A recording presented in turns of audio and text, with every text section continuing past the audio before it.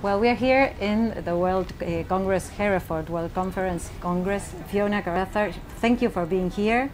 You're an expert in nutrition. You've been working in Britain, also in New Zealand, about health. And health and nutrition goes together. And we are in a country where we produce meat.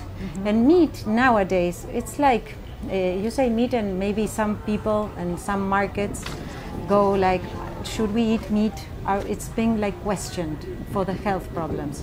And even governments and private and public institutions are very well aware and trying to generate awareness in the population, in the whole world population, about health problems related to what we eat.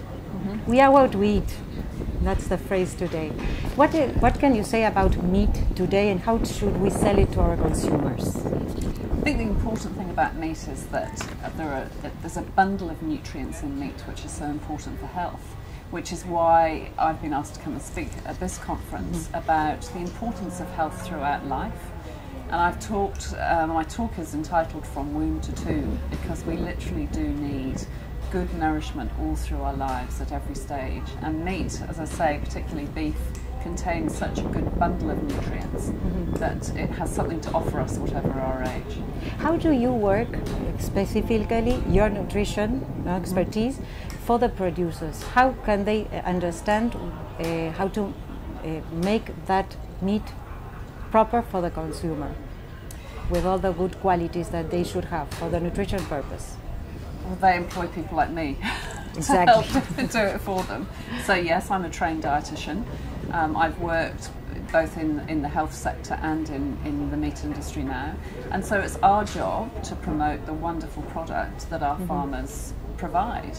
But because we promote it on its nutritional goodness, we need to have people like me with that expertise so that we know what we're saying is right, and there's an evidence base for what we're saying, which is so important. Trying to be the counterpart of all the other pieces of the population that are telling not to eat meat.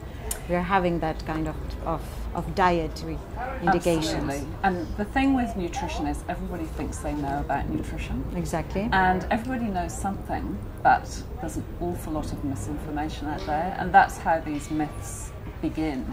Exactly. And the trouble is, if people hear something often enough, they believe it, whether it's true or not. Exactly. So it's really important that we can make sure we have a solid evidence base for everything we're saying, which is what we do have. Perfect. Fiona, thank you very much. And when I eat meat, everyone. Thank you very much. Thank you.